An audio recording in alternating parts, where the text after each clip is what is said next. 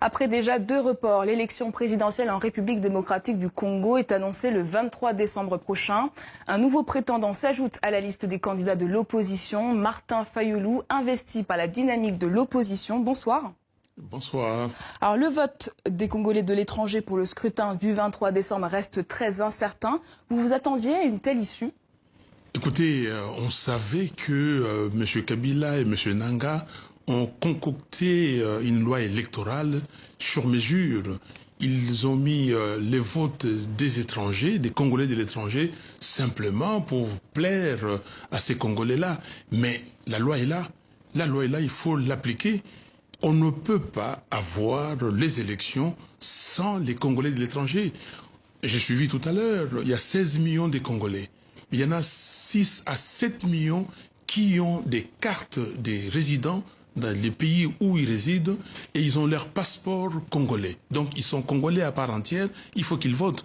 On ne change pas les règles du jeu dans l'année des élections. Et nous, ce que nous disons au niveau de la dynamique de l'opposition, on ne peut pas avoir les élections sans, les Congolais de l'étranger, comme on ne peut pas non plus avoir les élections sans un fichier électoral fiable. On va y revenir. L'audit de la machine à voter ne semble plus être aussi à l'ordre du jour. Le recours à ces ordinateurs est contesté par l'opposition. La livraison des machines n'a toujours pas commencé. Pour vous, c'est une stratégie du pouvoir ? Tout à fait.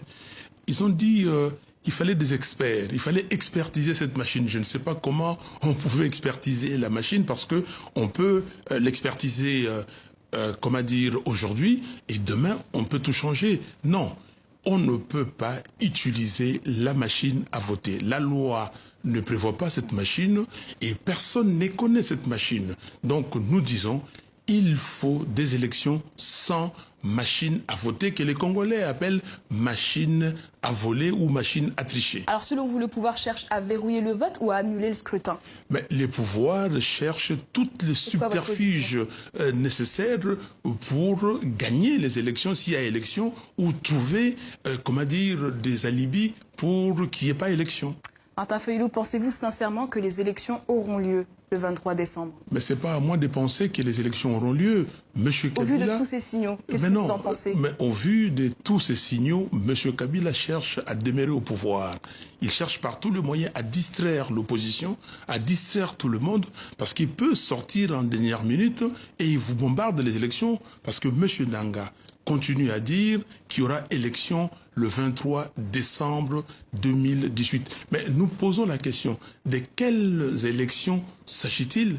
Élections avec machine à voter, élections avec 10 millions d'électeurs, 10 millions d'enrôlés prétendus fictifs, présumés fictifs, que M. Kabila a dans sa gibecière, ou élections transparente et crédible. Alors vous n'avez de cesse de demander une transition sans Joseph Kabila, ce qui n'est toujours pas arrivé.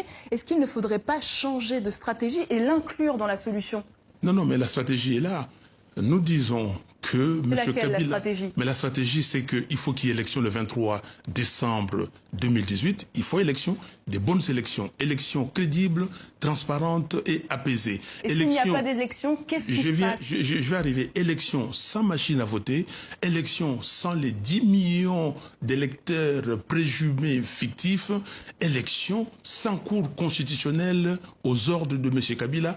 Élection avec les Congolais de l'étranger. S'il n'y a pas élection le 23 décembre 2018, et là, nous trouvons la place pour la transition sans Kabila. Ce sera quoi votre mot d'ordre ?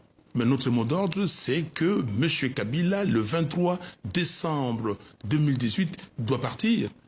Il n'a plus une seule seconde à faire. Il n'y a pas de minutes supplémentaires, il n'y a pas de secondes supplémentaires.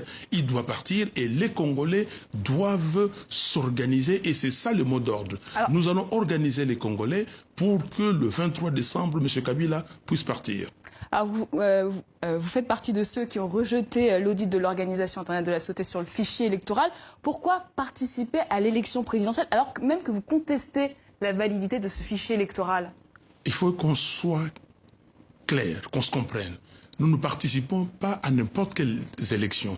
Nous ne participons pas aux élections avec la machine à voter, avec 10 millions d'électeurs déjà quelque part de réserve de M. Kabila. Nous participons aux élections crédibles et transparentes. C'est pour cela nous demandons à l'OIF de se raviser. L'OIF a donné une conclusion qui est totalement surprenante. L'audit a révélé que le fichier est faux, avec 6 600 000 électeurs sans empreinte du tout, donc des fictifs, et 2 900 000 électeurs avec des empreintes, pas la totalité d'empreintes. Donc, il faut radier ces électeurs. Ce fichier a été validé. Non, ça n'a pas été validé par qui? L'OIF a dit que ces fichiers... Vous pensez qu'il y aura un autre audit avant décembre? Il n'y a pas d'audit, il faut simplement... C'est ce fichier qui sera utilisé. Non, non, non, on ne peut pas utiliser ces fichiers avec 40 millions d'électeurs. Il faut radier les 9 800 000 présumés fictifs et puis afficher ces listes-là et demander à ceux qui ne verront pas leur nom de contester. Donc, de suivre une procédure de contestation. Qui doit engager ces procédures? Mais c'est la CENI qui doit d'abord afficher, radier d'abord les 9 800 000 électeurs, afficher les listes dans toutes les circonscriptions et créer un site internet, site internet CENI avec les noms des, enrôlés. Et ceux qui ne trouveront pas leur nom, par ordre alphabétique, ceux qui ne trouveront pas leur nom, eux iront contester et dire que non, moi je suis M. Tartampion, mon nom ne se figure pas, voilà, je viens pour que vous ajoutez mon nom. Alors vous avez appelé aussi à une candidature commune de l'opposition. Selon vous, qui est le plus à même de la porter, Félix Tshisekedi ou Moïse Katumbi? Et pourquoi vous ne dites pas Martin Fayulu? Parce que vous n'êtes pas la première force politique, pourquoi il se rallie? Mais ça veut dire quoi la première force politique? Madame, écoutez, un candidat, c'est un candidat qui remplit des critères. Vous avez mis les critères? Il faut mettre les critères.